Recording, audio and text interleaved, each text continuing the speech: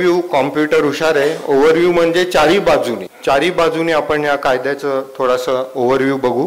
पूर्ण डिटेल काही करणं शक्य होणार नाही. काही ही क्लॅरिफिकेशन आहे की वकील म्हणून मला ही करणं गरजेचं आहे. मी आज ॲडव्होकेट जनरल आहे, महाराष्ट्राचा महाधिवक्ता आहे. कृपया असा गैरसमज नसावा की हे ओपिनियन मी एक सरकारतर्फे म्हणून मांडतोय.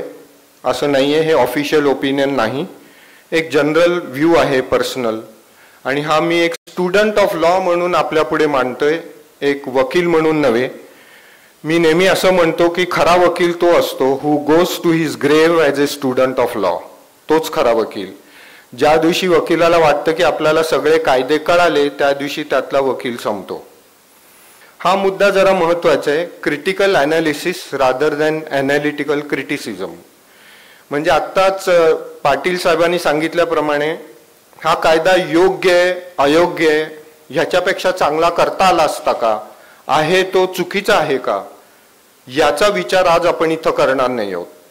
कायद्याची चिरफाड करून तो किती चुकीचा आहे बरोबर आहे ह्याचं विश्लेषण करणार नाही आहोत. तर त्याची चिरफाड करून हा कायदा आहे काय हे आपण समजून घेणार आहोत. त्यामुळे मी इथं कोणत्याही प्रकारची टीका टिप्पणी कायद्याबद्दल करायला उभा नाही. आणि कन्स्ट्रक्टिव्ह अँड हेल्दी अप्रोच म्हणजे हा कायदा कसा योग्य प्रकारे राबवता येईल, हेल्दी कसा आहे, या अँगलनी आपण बघूया. आणि शेवटचं टिपिकल हे वकिली वाक्य आहे की इथं मुद्दे उपस्थित केलेले म्हणजे सगळेच मुद्दे आहेत असं नाही. उद्या कोणी म्हणू नये की कुंभकोणी साहेब एवढं 2-2.5 तास प्रवास करून आले आणि हा महत्त्वाचा मुद्दा सांगितलाच नाही, असं नाही आहे. तर जे काही मुद्दे मला महत्त्वाचे वाटले ते सांगितले. सर्वसमावेशक असं हे निश्चितच नाही आहे. तर सुरुवात पहिल्याप्रमाणे माझं म्हणणं असं आहे की now it is a time in our country to change the mindset. मानसिकता आपल्याला बदलावी लागेल, बदलण्याची गरज आहे. डिमॉनिटायझेशन, GST, चार्टर्ड अकाउंटंट्सना माहिती आहे, section 80IB income tax act, यात खूप आमूलाग्र बदल आपल्याकडे झालेले. त्यातलाच हा एक भाग आहे. असं म्हणतात की short term pain for a long term gain.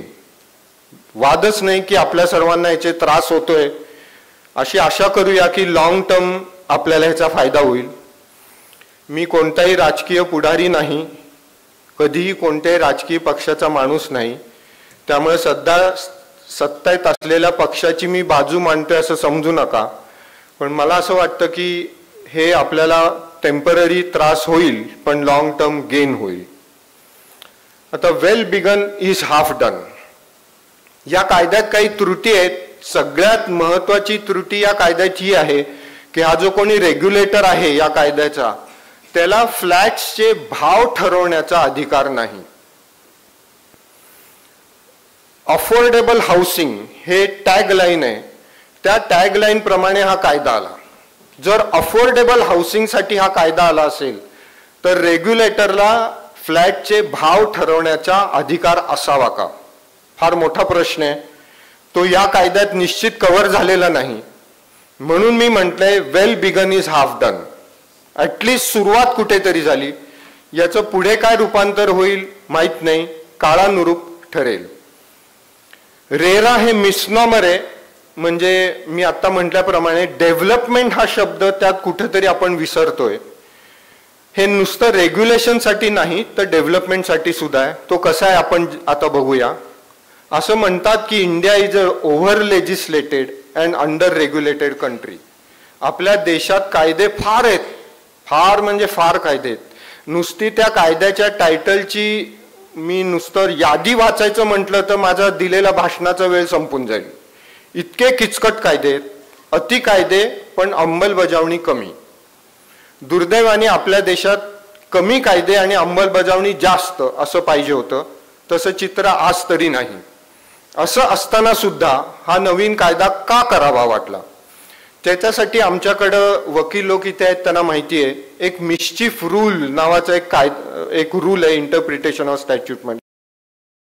या रूलचा अर्थ असा की मिस्चिफ कुठेतरी होतीये, ती काय मिस्चिफ आहे ती बघायची. म्हणजे कुठेतरी काहीतरी चुकतंय समाजात आणि ते दुरुस्त करण्याकरता म्हणून आपण नवीन कायदे करत असतो. तर आपल्या सगळ्यांना माहिती, यादी खूप मोठी आहे. काय 2-3 पॉइंट सांगतो कायदा करण्याची का गरज पडली.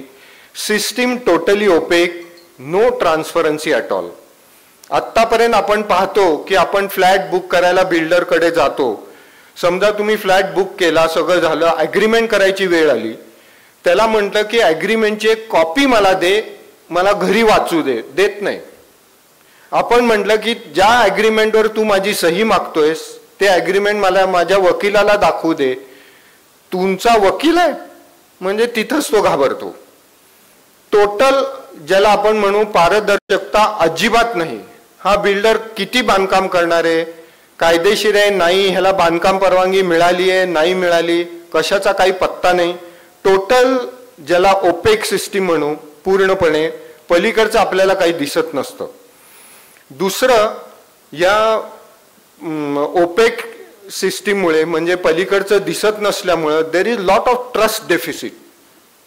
ट्रस्ट डेफिसिट म्हणजे विश्वासार्हता नाही. बिल्डरलाही खरेदीदारावर नसते, खरेदीदाराला तर बिल्डरवर अजिबात नसते. त्यामुळे बिल्डर कितीही चांगलं सांगत असेल, कित्येकदा योग्य सांगत असेल, तरी आपल्या मनात ही शंका निर्माण होते, हा आपल्याशी एवढं का चांगलं वागतोय. म्हणजे चांगलं वागलं तरी शंका निर्माण होते, अरे बापरे काहीतरी भानगड दिसते. इतका ट्रस्ट डेफिसिट आहे. सध्या आपण जर बाजारात बघितलं, एंडलेस वेट, म्हणजे समजतच नाही की हे प्रोजेक्ट कधी तयार होईल, आपल्याला कब्जा मिळेल नाही मिळेल. एखाद्या वेळी मिळणार नसेल तर लोक वैतागून असं म्हणतात की ठीक आहे बाबा, नाही मिळणार तर नाही मिळणार, एकदा सांगून टाक, तुला काय मी एक 5-50 लाख दिले माझे बुडले समजतो आणि मी दुसऱ्या स्कीम मध्ये जाऊन फ्लॅट बुक करतो. तो दर नाही म्हणूनही सांगत नाही. त्यामुळे ही वेटिंग जे असतं हे फार एंडलेस वेटिंग आहे.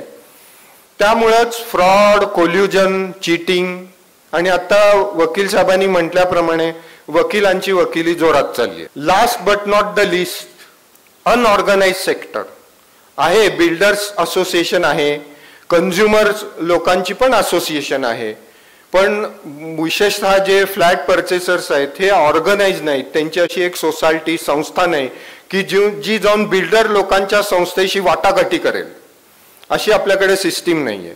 त्यामुळे या अनेक कारणामुळे जरी आपल्या देशामध्ये अंडर रेग्युलेशन असलं, ओव्हर लेजिस्लेशन असलं, तरी हा नवीन कायदा आलेला आहे आणि मला असं वाटतं की त्याची पूर्ण जरुरी होती.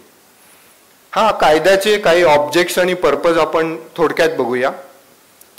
मी आता म्हटल्याप्रमाणे housing for all, housing for all यातून सुरू झालं. आज सुद्धा असं म्हणतात की मध्यमवर्गीय, मी झोपडपट्टीतल्या लोकांचं बोलत नाही, मध्यमवर्गीय किंवा उच्च मध्यमवर्गीय लोक जर म्हणाले तर कमीत कमी 1,80,000 लोकांना, असं एक सर्वे झाला होता, त्यात म्हटलं होतं की म्हणजे ज्यांच्याकडे 4 चाकी गाडी आहे, एकापेक्षा जास्त गाड्या आहेत, अशा लोकांना सुद्धा 1,80,000 लोकांना आज सुद्धा घरं घेण्याची इच्छा आहे, फक्त मुंबईमध्ये, आणि त्याची गरजही आहे.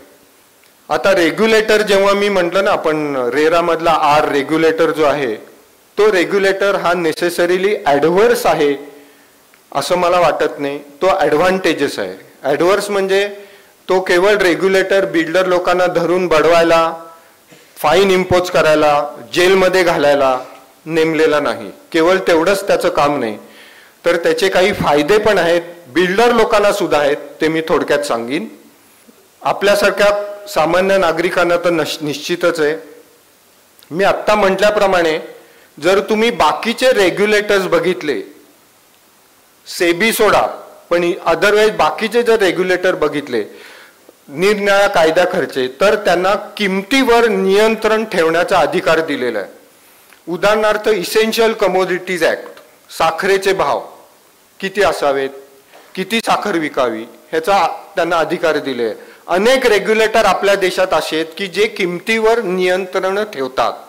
पण ह्यातला जो रेग्युलेटर आहे रेरा खालचा, त्याला फ्लॅटवर रेग्युलेशन ठेवायचा अधिकार नाही, किमतीवर. मी परवाच अमेरिकेत गेलो होतो सुट्टीमध्ये मेच्या.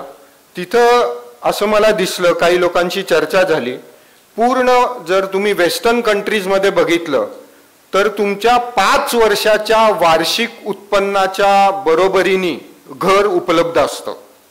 म्हणजे वर्षाचं तुमचं जे काय उत्पन्न असेल, समजा तुमचं उत्पन्न जास्त असेल तुम्ही एखादा बंगला घेऊ शकता, कमी असेल तर फ्लॅट घेऊ शकता. सर्वसाधारण जगामध्ये 5 वर्षाचं तुमचं वार्षिक उत्पन्न is equal to cost of your residence. हे सर्वसाधारण गणित आहे. आपल्या देशात तसं नाही, असूच शकत नाही, आज तरी नाही. ते कधीतरी व्हावं लागेल ही आशा करतो. आणि मी आता म्हटल्याप्रमाणे transparency, informative and minimise the risk. Risk मिनिमाइजचा प्रश्न असा आहे की तुम्हाला माहिती आहे की हा कायदा फक्त फ्लॅट परचेसरसाठी आहे असं नाही, इन्व्हेस्टरसाठी सुद्धा आहे. समजा तुम्ही इन्व्हेस्टर आहात, तुम्ही एक 5 फ्लॅट घेतले असले, याचा अर्थ तुम्हाला कायद्याखाली प्रोटेक्शन नाही असं नाही. तुम्ही 5 फ्लॅट घेतले असले तरी तुम्ही प्रोटेक्शन एन्जॉय करू शकता. हा कायदा इन्व्हेस्टरच्या साठी सुद्धा तेवढाच आहे जेवढा जेन्युइन फ्लॅट परचेसरसाठी आहे. इन्व्हेस्टर बाजूला पडतील, या कायद्यामुळे इन्व्हेस्टर निघून जातील असं नाही. ऑन द कॉन्ट्ररी, जास्तीत जास्त इन्व्हेस्टर परदेशातून आपल्याकडे यायला पाहिजेत, येतील अशी मी आशा करतो. ते का मी तुम्हाला थोडक्यात सांगेन. Public domain due diligence. तुम्हाला माहिती की जेव्हा तुम्ही फ्लॅट घेणार असाल तेव्हा एखाद्या वकिलाकडे जाता, किंवा बिल्डर असेल, स्कीम करणार असेल तर तो वकिलांकडे जातो, सल्ला घेतो. तर त्याच्यासाठी ड्यू डिलिजन्स आपण म्हणतो. ते ड्यू डिलिजन्स या कायद्यामुळे सहज शक्य होणार आहे, कारण सगळं पब्लिक डोमेनमध्ये आहे. It is preventive not curative. मी आत्ताच म्हटल्याप्रमाणे पुढे जाऊन तुम्ही फसण्याची जी शक्यता असते आणि त्यातून तुम्हाला बाहेर काढण्याची वेळ येते, त्यासाठी हा रेग्युलेटर आहे निश्चितच, पण प्रिव्हेंटिव्ह आहे. तुमची फसवणूक कुठे होऊ नये याची सुद्धा यात मुख्यत्वे करून काळजी घेतली जाणार आहे. अकाउंटेबिलिटी, त्याच्याबद्दल आपण डिटेल नंतर बोलूया. हा एक आज आलेल्या बिल्डर लोकांसाठी खूप महत्त्वाचा मुद्दा आहे. Professionalism and healthy industry. माझं असं स्पष्ट मत आहे, माझे अनेक मित्र पूर्वी कॉलेजमध्ये होते, काही वकील झाले, इंजिनियर झाले, 1-2 जण बिल्डर झाले. वकील, इंजिनियर, डॉक्टर लोकांनी त्यांची व्हिजिटिंग कार्ड छापली, त्यात ॲडव्होकेट, डॉक्टर वगैरे असं लिहिलेलं आहे. बिल्डर लोकांचं जे व्हिजिटिंग कार्ड आहे, 1-2 जणच आहेत, पुण्याचे आहेत, त्यांनी फक्त त्यांचं नाव लिहिलंय, खाली काहीच लिहिलेलं नाही. कारण बिल्डर म्हणून जर तुम्ही कार्ड दिलं की समोरच्याच्या चेहऱ्यावर अतिशय त्रासिक चेहरा, प्रश्नचिन्ह, म्हणजे हा एक फसवणारा माणूस आहे, चालू, नंबरी, नालायक, असं सगळं. कौतुक म्हणजे अभिमानाने मी बिल्डर आहे असा ओळख करून देणारा आज तागायत मला माणूस भेटलेला नाही. असं अभिमानाने तुम्हाला सांगता येईल या कायद्यानंतर की मी एक बिल्डर आहे आणि माझे सगळे प्रोजेक्ट रेरा खाली रजिस्टर झालेले.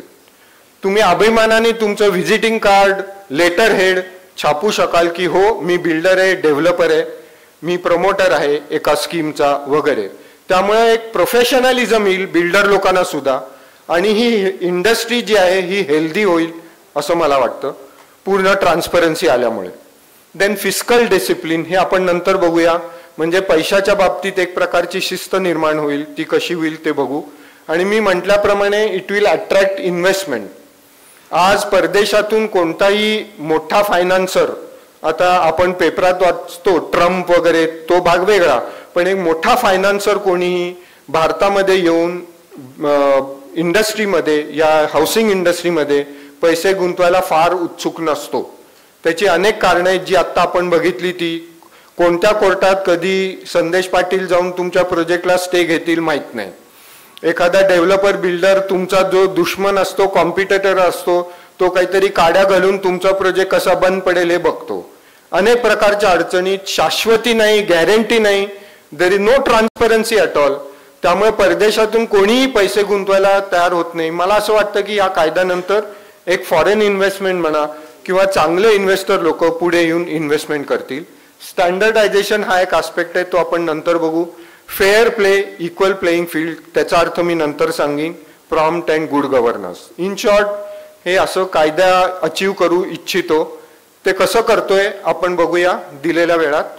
स्टेप नंबर, जी सरकारने वेगवेगळे काय काय स्टेप्स घेतले, तर एक, ह्याला प्रेसिडेंटची असेंट मिळाली, हे वकिलांसाठी आहे, गॅझेटमध्ये पब्लिश झालं. 1 मे 16 पासून काही तरतुदी लागू झाल्या आणि 1 मे 17 पासून पूर्ण कायदा लागू झाला. इतका चांगला कोइन्सिडन्स आहे की 1 मे हा महाराष्ट्र डे आहे, महाराष्ट्र दिवस आहे. मी असं आशा करतो की आपलं राज्य अग्रगणी ठरो या कायद्याच्या इम्प्लिमेंटेशनमध्ये. त्यामुळे महाराष्ट्र डेला हा बाकीचे सर्व तरतुदी लागू झालेल्या आहेत. ह्यांची एक वेबसाईट आहे, ही एवढी तुम्ही लिहून घ्या जरूर. या वेबसाईटवर जा, सगळी माहिती तुम्हाला मिळेल, सगळी. आणि सुदैवाने ही वेबसाईट मराठीमध्ये आहे. तुम्ही जर त्याचे ड्रॉप डाऊन विंडोज सगळे बघितले तर सूचना सगळं मराठीमध्ये दिलेलं आहे. नियमावली, त्यांचे झालेले सर्क्युलर्स सगळं शुद्ध मराठीत आहे. जरूर घरी गेल्यावर आज ही वेबसाईट उघडून बघा. अनेक चांगल्या गोष्टी तुम्हाला यातनं कळतील. तुमच्या शंकाचं निरसन होईल. त्यात FAQ म्हणून आहे, फ्रिक्वेंटली आस्क्ड क्वेश्चन्स, नेहमी येणाऱ्या डिफिकल्टीज ज्या ज्या आहेत त्याचाही त्यांनी उल्लेख त्यामध्ये केलेला आहे. आत्ताच मी सुरुवातीला म्हटलं ना, माइंडसेट चेंज करायला पाहिजे, ती ही वेळ आहे. मला कॉम्प्युटर येत नाही वापरता, मला वेबवर जाता येत नाही असं म्हणू नका. तुमच्याकडे घरात कोणीतरी यंग लोक असतील, त्यांच्याकडनं शिकून घ्या. या निमित्ताने वेबसाईटवर जाणं, पाहणं, इंटरॅक्ट करणं. Be a friend of this website. तुमच्या बऱ्याच अडचणी दूर होतील. या वेबशिपशी तुम्ही फ्रेंडशिप करा, दोस्ती करा, ती तुम्हाला खूप मदत करेल. It is very easy to operate. त्याच्यावर सगळे रूल्स रेग्युलेशन आलेले आहेत. हा एक खूप महत्वाचा मुद्दा आहे. 1 मे 2018 बरोबर 1 वर्षानंतर ही जी महाराष्ट्रातली रेग्युलेटरी अथॉरिटी आहे तिथं इंडिव्हिज्युअल इंटरॅक्शन होणार नाही. तुम्हाला कोणीही माणूस भेटणार नाही, भेटायची गरज पडणार नाही असा त्यांचा दावा आहे. त्यांचं स्पष्ट म्हणणं आहे की 1 मे 18 पर्यंत, आजपासून 1 मे 18 पर्यंत पार्टली वेबसाईट प्रमाणे किंवा थ्रू ईमेल तुम्ही त्यांच्याशी कॉरेस्पॉन्डन्स करू शकता. जरूर पडली तर समक्ष जाऊन भेटू शकता. पण 1 मे 18 नंतर मनुष्य प्राण्याशी तुम्हाला संपर्क साधता येणार नाही. थ्रू ईमेल वेबसाईटशीच तुम्हाला कम्युनिकेट करावं लागेल. मग तुम्ही तक्रारदार असा, बिल्डर असा, चार्टर्ड अकाउंटंट असा, फ्लॅट परचेसर असा किंवा कोणी असा, असं आत्ताच त्या अथॉरिटीने स्पष्ट सांगितले. 1 मे 2018 पूर्णपणे फुल्ली डिजिटल अशी ती साईट असणार आहे. आता हा कायदा कुणाला लागतो तर हे रिट्रोएक्टिव्ह एक टेक्निकल टर्म आहे, ती सोडून द्या. पण सर्व ऑनगोईंग प्रोजेक्ट्स त्यांना हा कायदा लागतो. पुढची गोष्ट खूप महत्वाची, इवन रुरल एरियाज. म्हणजे मी सोलापूरचा आहे. सोलापूर सारख्या ठिकाणी जर एखाद्या तालुका प्लेसमध्ये कुणी एखादी स्कीम सुरू केली त्याला सुद्धा हा कायदा लागेल. त्याला सुद्धा रजिस्ट्रेशन करावं लागेल. त्याला सुद्धा हे सगळ्या गोष्टी ज्या कायद्याच्या आहेत त्या लागणार आहेत. असं नाही की फक्त मुंबईसाठी किंवा मुंबई पुणे अशा मेट्रोपॉलिटन सिटीसाठी आहे. तर हा कायदा ऑल इन्क्लुझिव्ह आहे, सगळ्यांना लागणार आहे. आणि आजच्या तारखेला जे ऑनगोईंग प्रोजेक्ट्स आहेत त्या प्रत्येक ऑनगोईंग प्रोजेक्टला हा कायदा लागणार आहे. It is applicable to all. मुंबईमध्ये असं म्हणतात की 5800 स्कीम सध्या ऑनगोईंग आहेत. त्या सर्व 5800 स्कीमला हा कायदा लागू होईल. SRA असो, DCR 3310 असो, सेल्फ डेव्हलपमेंट असो, रिडेव्हलपमेंट असो, सगळ्यांनाच हा लागेल. फक्त कुणाला लागणार नाही तर ह्याच्यात 4च एक्सेप्शन्स आहेत. मला वाटत नाही आज इथे आलेल्या कुणांपैकी त्या एक्सेप्शन मध्ये पडेल. अपवाद ज्याला म्हणू, जी जमीन 500 स्क्वेअर मीटर पेक्षा कमी आहे, 500 स्क्वेअर मीटर पेक्षा जर लहान जमीन असेल तर त्याला हा कायदा लागणार नाही. अशा लहान जमिनीवर जर एखादी स्कीम करायची असेल तर त्याला हा कायदा लागणार नाही. तसंच अपार्टमेंटची संख्या मग फेज 1, 2, 3 सगळं मिळून जर 8 पेक्षा कमी असेल तर, फक्त 8च जर अपार्टमेंट छोटे बांधायचे असतील छोट्या प्लॉटवर तर त्याला ही स्कीम लागणार नाही. नंतर ज्या प्रोजेक्टना आज कम्प्लिशन सर्टिफिकेट मिळालेलं आहे, म्हणजे जे स्कीम्स कंप्लीट झाल्यात त्यांना हा लागणार नाही. आणखीन रिडेव्हलपमेंटला, अशा रिडेव्हलपमेंटला हा कायदा लागणार नाही जिथं एकही फ्लॅट विकला जाणार नाही. मला वाटत नाही अशी कोणती रिडेव्हलपमेंट स्कीम असू शकते की जिथं बिल्डरला एकही फ्लॅट विकायला मिळणार नाही, असं मला नाही वाटत. उदाहरणार्थ असं होऊ शकतं की सोसायटीतल्या लोकांनी स्वतःचीच बिल्डिंग पाडून जेवढे आपले फ्लॅट आहेत तेवढेच फ्लॅट बांधायचे ठरवले, फक्त थोडे मोठे स्वतःच्या पदर खर्चाने. अशी जर एखादी स्कीम केली तर त्याला मात्र हा कायदा लागणार नाही.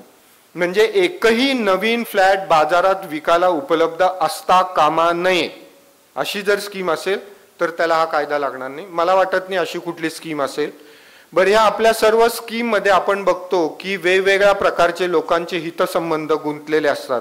काही लोकांना मी लिहिलंय ज्याप्रमाणे डेव्हलपर आहे, बिल्डर आहे, प्रमोटर आहे, परचेसर आहे, इन्व्हेस्टर आहे, फायनान्सर आहे म्हणजे बँक असते, लेबरर आहेत, मजूर लोक आहेत, काही सप्लायर्स असतात, ॲडव्हर्टायझर्स असतात. असे बरेच लोक आपल्या या बांधकाम व्यवसायाशी कनेक्टेड आहेत.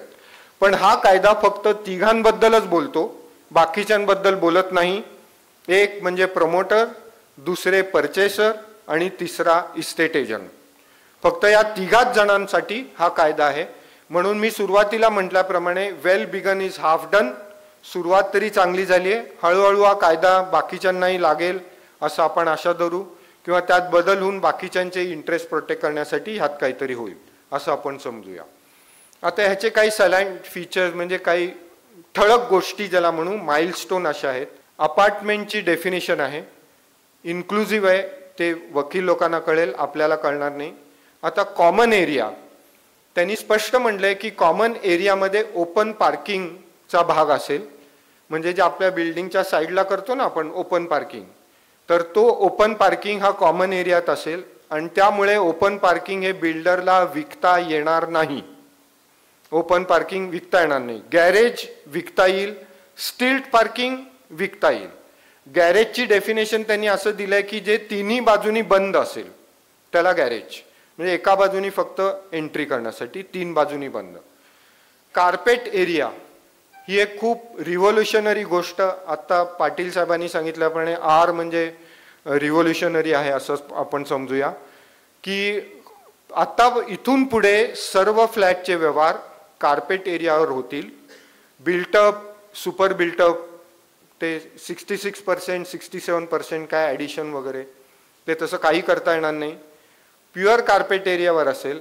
आणि जेव्हा मी कार्पेट एरिया म्हटलं तेव्हा कायद्यात त्यांनी म्हटलंय की जर टेरेस असेल लागून आपल्या फ्लॅटला असलेली टेरेस जी फ्लॅटला लागून आहे फक्त आपल्याच फ्लॅटसाठी आहे ती कार्पेट एरियामध्ये धरता येईल. पण जर वरची इंडिपेंडंट टेरेस असेल तर ती धरता येणार नाही. जी इंडिपेंडंट आहे त्या टेरेस धरता येणार नाही. प्रमोटर, को प्रमोटर, इथं जर काही सोसायटीचे लोक असतील तर त्यांनी थोडी काळजी घेतली पाहिजे. कारण प्रमोटर ह्या शब्दामध्ये सोसायटी आणि इन्व्हेस्टर हे सुद्धा येतात. उद्या जर सोसायटीनी लोकांना बिल्डिंग खाली करायला लावली, बिल्डिंग पाडली, नवीन बिल्डिंग होईना, काही कॉम्प्लिकेशन्स झाले तर सोसायटीचे जो कोणी पदाधिकारी असतील ते सुद्धा काही अर्थाने जबाबदार राहतील. त्यामुळे सोसायटीच्या पदाधिकाऱ्यांनी थोडी काळजी घेतली पाहिजे. आत्ताच सांगितल्याप्रमाणे प्रत्येक प्रोजेक्टसाठी एक सेपरेट बँक अकाउंट काढावं लागेल, इंडिपेंडंट वेगळं बँक अकाउंट, तेही शेड्यूल बँकेत.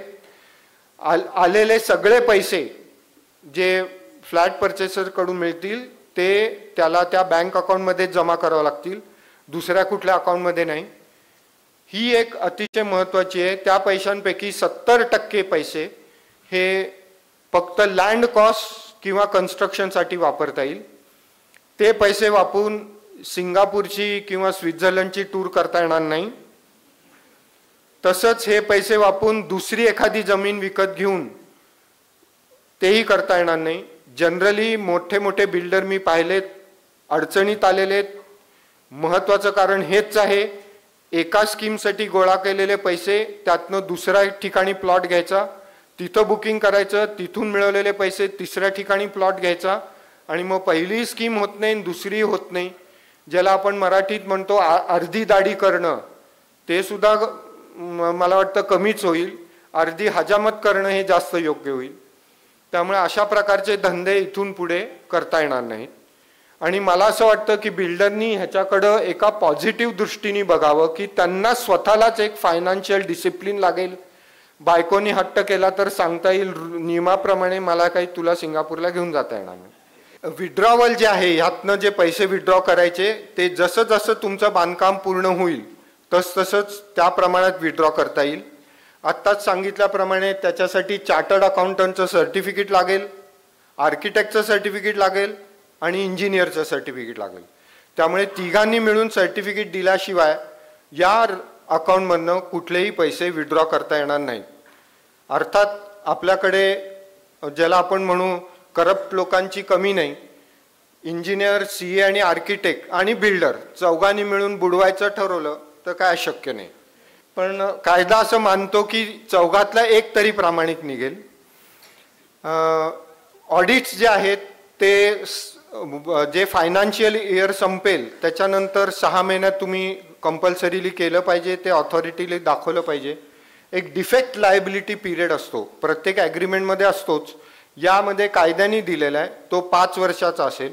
म्हणजे तुम्ही एखादा फ्लॅट विकत घेतला आणि तो गळायला लागला, पाणी गळायला लागलं, त्यात काही डिफेक्ट झाला तर 5 वर्षापर्यंत तुम्हाला त्या बिल्डरकडनं गॅरंटी किंवा ज्याला आपण वॉरंटी मिळेल. जसं आपण फोन विकत घेतो, फ्रीज घेतो, त्याला कशी वॉरंटी असते तशी ही स्टॅच्युटरी वॉरंटी 5 इयरची तुम्हाला मिळेल. हा एक घाबरण्याचा भाग आहे. सर्व संबंधितांनी वेगवेगळ्या पेनल्टीज या ॲक्टमध्ये दिलेल्या आहेत. 3 वर्षाची जेलची शिक्षासुद्धा सुनावता येऊ शकते. त्यामुळे थोडक्यात ज्याला आपण म्हणू the act is with teeth, म्हणजे नुसतं भाषणबाजी करणारा हा कायदा नाही, तर त्याच्याकडे ज्याला आपण आसूड म्हणू किंवा शिक्षा देण्याकरता इनफ प्रोव्हिजन आहेत. It has nails to scratch and teeth to bite. त्यामुळं हा कायदा मला असं वाटतं की या दृष्टीने फार इफेक्टिव्ह ठरेल. रजिस्ट्रेशन खूप जिव्हाळ्याचा विषय. प्रत्येक प्रोजेक्ट ऑनगोईंग जो आहे तो 30 दिवसात रजिस्टर करणं बंधनकारक आहे.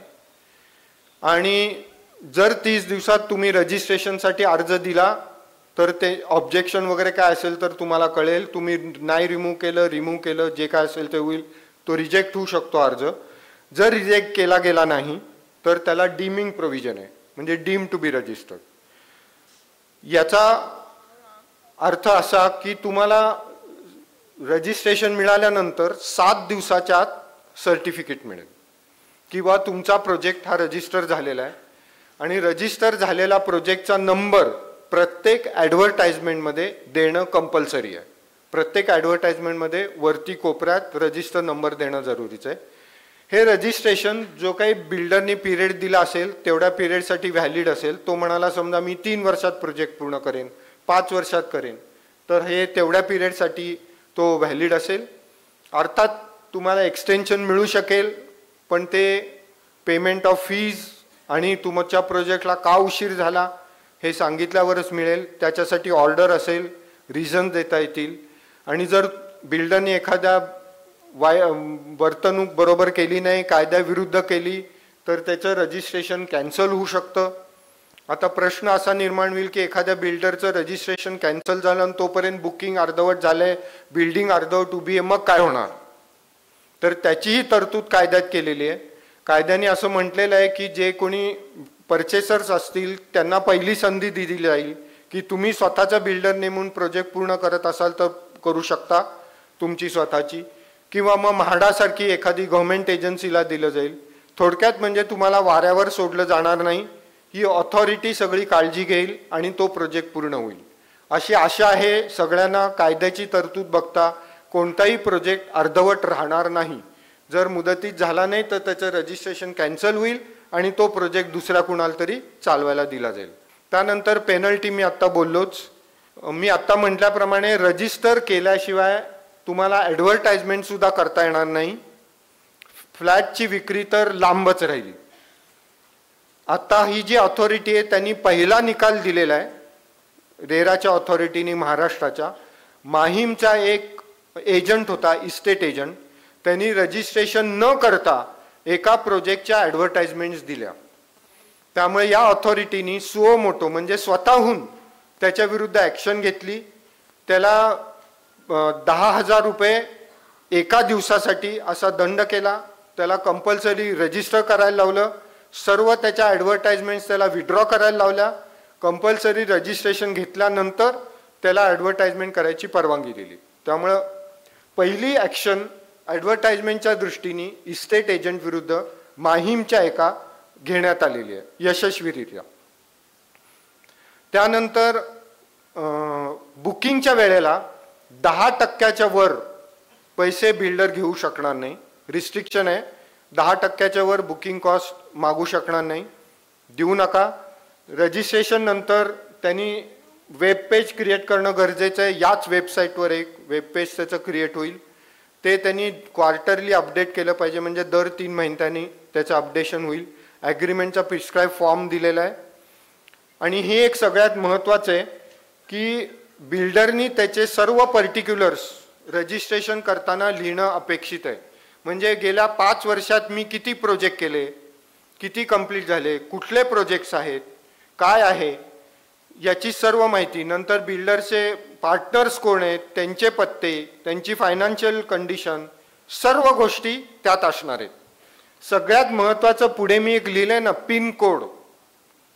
पिन कोड देणं खूप गरजेचं केलंय. त्या पिन कोडचं महत्त्व असं आहे, धारावीतला प्रोजेक्ट विकताना लोअर बांद्रा, धारावीतला, पण वर्णन काय तर लोअर बांद्रा. दुसरीकडे कुठेतरी प्रोजेक्ट आहे तर ते एक्सटेंडेड साऊथ बॉम्बे असतो, मीरा भाईंदरला, पण प्रोजेक्ट एक्सटेंडेड साऊथ बॉम्बे. हे जे असे फसवणूक करणाऱ्या ज्या ॲडव्हर्टाइजमेंट असतात त्यांना आळा घालण्यासाठी स्पेसिफिकली त्यात पिनकोडचा उल्लेख करण्यात आलेला आहे. मिसलेनियस म्हणजे थोडंसं ज्याला आपण म्हणू फार महत्त्वाच्या नसलेल्या गोष्टी आहेत.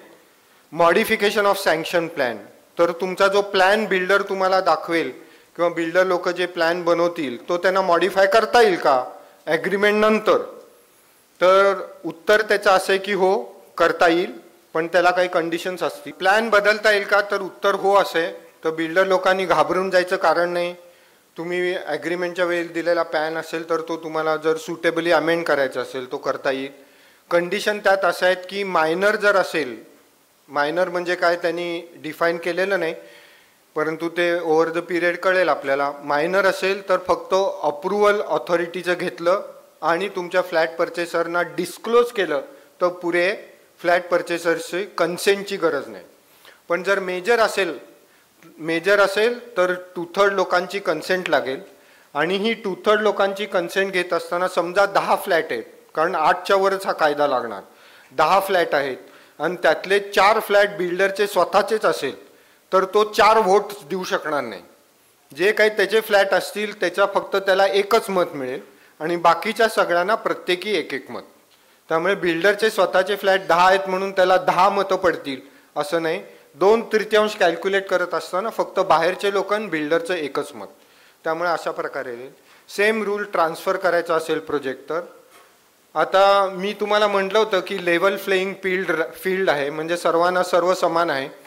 ते अशासाठी की जर बिल्डरनी तुमचे पैसे घेऊन मुदतीत तुम्हाला फ्लॅट दिला नाही तर त्याला पैसे परत करावे लागतील व्याजासह, यात प्रश्नच नाही. पण जर फ्लॅट परचेसरनी पैसे द्यायला उशीर केला तर त्यालाही बिल्डरला व्याज द्यावं लागेल. आणि हे जे व्याज असेल जे बिल्डर तुम्हाला देईल किंवा तुम्हाला बिल्डरला द्यावं लागेल हे सेम असेल. म्हणजे असं होणार नाही की बिल्डरनी तुम्हाला 2% आणि तुम्ही त्याला 20% किंवा तुम्ही घेताना 20% आणि देताना 2%, असं नाही. तर दोघांना सेम व्याजाचा दर राहील. आणि फ्लॅट तयार झाल्यानंतर तुम्हाला त्याचा कब्जा घ्यावा लागेल. विनाकारण आडवाआडवीचं धोरणही चालणार नाही. हे कन्व्हेन्सचं काही महत्त्वाचं नाही, ते आपल्या सगळ्यांना माहिती आहे.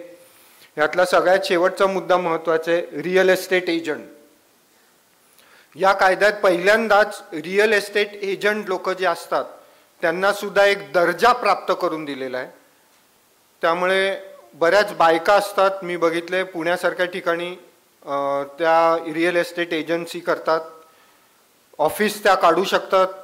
रिअल एस्टेट एजंट अभिमानाने सांगू शकतो हा माझा रजिस्ट्रेशन नंबर आहे. त्याला रजिस्ट्रेशन कंपल्सरी केलेलं आहे. ते करत असताना त्याला एक प्रिस्क्राईब फॉर्म आहे, फॉर्म भरून द्यायचा आहे. आणि त्यामुळे रजिस्ट्रेशन नंबर मिळाल्यानंतर मग तो रजिस्ट्रेशन नंबर दाखवू शकतो आणि त्याच्याप्रमाणे पुढील व्यवहार करू शकतो.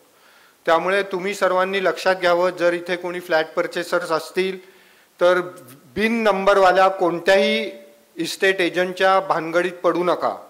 तो तुम्हाला बऱ्याच भूलथापा देऊ शकतो, फसवू शकतो.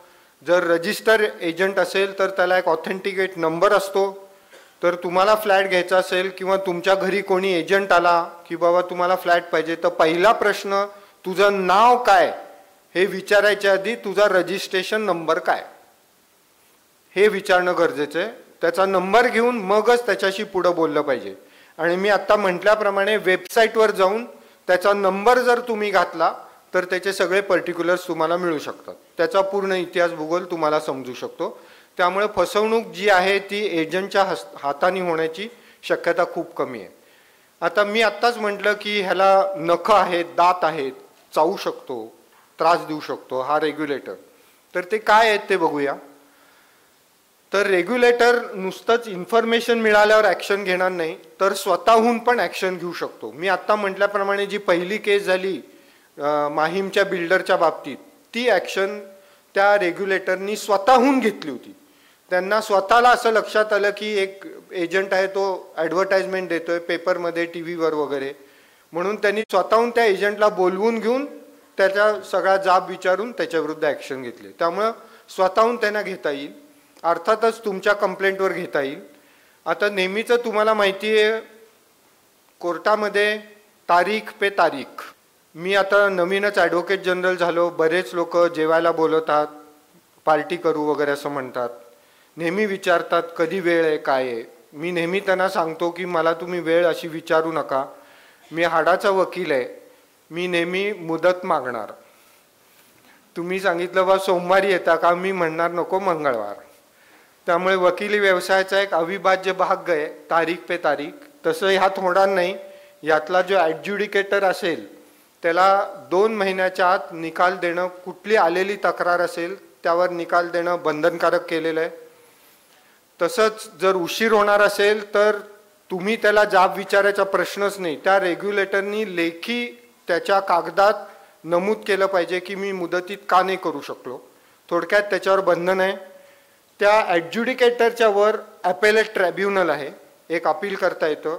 त्या ॲपेलेट ट्रायब्युनलला सुद्धा 60 दिवसाची मुदत आणि त्याच्यावर अपील हे हायकोर्टात होतं. आता आपण जर ह्याची विचार बघितला ॲडज्युडिकेटर आणि ॲपेलेट ट्रायब्युनल, तर मला असं वाटतं की आपल्याकडे जे यंग वकील लोक आहेत ज्यांना वकिली व्यवसाय करण्याची इच्छा आहे, त्यांना काळा कोट न घेता सुद्धा अशा ॲडज्युडिकेटर किंवा ॲपेलेट ट्रायब्युनलकडे काम करता येईल. तिथे भरपूर कामाला स्कोप आहे.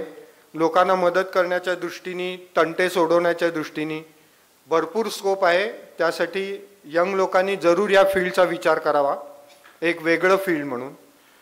नुसतंच फायनल ऑर्डर नाही तर इंटरिम ऑर्डर सुद्धा देण्याचा अधिकार आहे, म्हणजे स्टे देणं किंवा एखाद्या बिल्डरचं अकाउंट तो जर बेकायदेशीरपणे पैसे विड्रॉ करत असेल तर ते अकाउंट फ्रीज करणं, ह्याचे अधिकार ॲडज्युडिकेटरला आहेत. तेव्हा बिल्डर लोकांनी काळजी घ्यावी, वेड्याकडे पैसे विड्रॉ करण्याची हिंमत दाखवू नये. तुमचं अकाउंट फ्रीज करण्याची पॉवर ॲडज्युडिकेटरला आहे इंटरिम ऑर्डरनी.